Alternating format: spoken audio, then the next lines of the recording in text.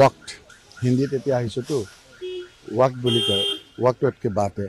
মহাভাৰতত আপোনালোকে দেখিছে খুব পপুলাৰ হৈছিল যে প্ৰথম মাহে মে समय हूँ সময়টো বহুত গুৰুত্বপূৰ্ণ এই নিৰ্বাচনৰ লোকসভা নিৰ্বাচনৰ আগত আপোনালোকে আমাক সুধিছিল যে আপোনালোকৰ দলৰ পৰা কোনবা যাব এমএলএ যাব অমুক যাব আৰু এতিয়া আপোনালোকে আমাক সুধিছে আমাৰ দললৈ কোনোবা আহিব এই কথাটোৱে আপোনাৰ আজি চাওকচোন কিমান এটা বতৰৰ পৰিৱৰ্তন আজি আমাৰ দললৈ আহিব আমি কৈছোঁ যে আমি চাই চিতি আমি ল'ম আমাৰ ঊৰ্ধ্বতম কৰ্তৃপক্ষ আছে আমাৰ প্ৰদেশ কংগ্ৰেছ আছে সকলোৱে চাই চিতি ল'ব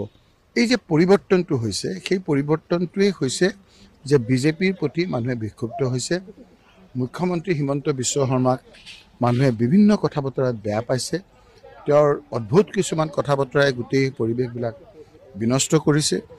সেইকাৰণে তেওঁৰ প্ৰতি বিতুষ্ট হৈ বিজেপিৰ প্ৰতিও মানুহে বিতুষ্ট হৈ বহু লোক যে আহিব বিচাৰিছে এতিয়া দিনৰ পোহৰৰ দৰে এতিয়া স্পষ্ট হৈ গৈছে গতিকে আমিও সেইকাৰণে কৈছোঁ যে চালি জাৰি আমাৰ তৃণমূল পৰ্যায়ৰ আমাৰ কংগ্ৰেছৰ লোকসকলক মত সাপেক্ষে আমাৰ ঊৰ্ধ্বতম কৰ্তৃপক্ষৰ ঊৰ্ধ্বতম মত সাপেক্ষে কংগ্ৰেছত ল'ব সেই কথাটো মোৰ নহয় সামগ্ৰিক আমাৰ সকলোৰে চিন্তাৰ প্ৰতিফলন এইটো ক'ত চৰ্চা চলিছে বস্তুটো কোনে আনিছে মুখ্যমন্ত্ৰী ডাঙৰীয়াহে কৈছে মুখ্যমন্ত্ৰী ডাঙৰীয়াই এতিয়া কিছুমান অদ্ভুত কথা কোৱা আৰম্ভ কৰিছে কেইদিনমানৰ আগত কৈছিল আমাৰ বোলে কংগ্ৰেছৰ কিছুমান ফিক্স ডিপজিট তেওঁৰ আছিলে এইবিলাক মানে যিবিলাক কথা বতৰা মুখ্যমন্ত্ৰী এজনে ক'ব নাপায় এইবিলাক ফিক্স ডিপজিট আছিলে সেইকাৰণে তেওঁ সেই ফিক্স ডিপজিট থকা কংগ্ৰেছৰ মানুহবিলাকে তেওঁক খবৰ দি থাকে এতিয়া বোধহয় সেই ফিক্স ডিপজিটৰ ম্যাদ উকলি গ'ল আৰু সেইকাৰণে তেওঁক এই কথাবিলাক যিবিলাক কৈছে কোনো কথাই আলোচনা হোৱা নাই এই কথা বতৰাবিলাকত তেওঁ এতিয়া আমাৰ চাহটোকে বাঘটো দেখিছে আমি এই কথা বতৰাবিলাক আমি পাতা নাই আমি কেনেকৈ কংগ্ৰেছ দলটো শক্তিশালী কৰিম কেনেকৈ মুখ্যমন্ত্ৰীৰ বিভিন্ন স্ববিৰোধী কথা বিভিন্ন আপোনাৰ দুখীয়া মানুহৰ বিৰুদ্ধে কথা বিভিন্ন পৰিৱেশ বেয়া হোৱা কথা আমি কেনেকৈ উত্তৰ দিম সেই কথাবিলাকহে আমাৰ চৰ্চা হৈছে আমাৰ দল কেনেকৈ শক্তিশালী হ'ব কেনেকৈ আমি ডিচিপ্লিনটো আমি অটুট ৰাখিম আমাৰ 6খন কমিটি কৰিছে সেই 6খন কমিটি আমি বিভিন্ন ধৰণে আমাৰ 2-3 ঘণ্টা আমাক সময় দিছে তেওঁৰ কথা এতিয়া তেওঁহে আপোনাৰ এতিয়া মই ভাবোঁ লাহে লাহে ম্যাদটো উকলিছে কাৰণ তেওঁলোকৰ কংগ্ৰেছত তেওঁ যিবিলাক এতিয়া ফিক্স ডিপজিট আছে সেইবিলাক বোধহয় এতিয়া উকলি গ'ল এতিয়াতো নাই যিবিলাক আছে গতিকে ভুল খবৰবিলাক দি থাকে মুখ্যমন্ত্ৰী ডাঙৰীয়াৰ খবৰহে মই জানো এতিয়া মই আপোনাক কৈছোঁ আজি আকৌ এইটো চলিব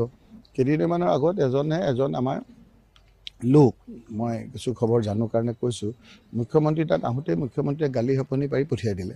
আমাৰ নহয় আৰু আমাৰ কংগ্ৰেছৰ বিৰুদ্ধে থকা লোক যে তোক এটা দায়িত্ব দিছিলোঁ তই দায়িত্বটো কৰিব নোৱাৰিলি গতিকে আজিৰ পৰা তই নাহিবি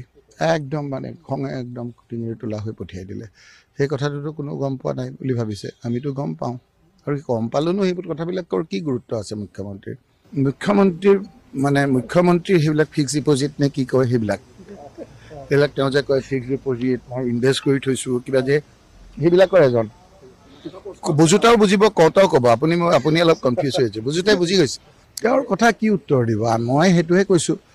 মন্ত্ৰী কোন হ'ব লাগিছিল কওঁতে তেওঁ হোৱাত আমাৰ কোনো আপত্তি নাই কিন্তু আমি কৈছিলোঁ যে এজন টি গাৰ্ডেনৰ মন্ত্ৰী দিব লাগে সেইটোহে কৈছে টি গাৰ্ডেনৰ এজন লোক মন্ত্ৰী হ'ব লাগিছিল কাৰণ টি গাৰ্ডেনৰ বহুতে বিজেপিক ভোট দিছে এবাৰজনক আপোনাৰ ৰাজ্যসভাৰ পৰা আঁতৰাই পেলাই আপোনাৰ লোকসভালৈ আনিলে এজন মন্ত্ৰী আছিল মন্ত্ৰীজন নাইকিয়া কৰিলে আমি বিচাৰিছোঁ যে তেওঁ হওক আপত্তি নাই কিন্তু এজন আপোনাৰ টি গাৰ্ডেনৰ এজন প্ৰতিনিধি অসমৰ পৰা লাগিছিল বুলি আমি ভাবোঁ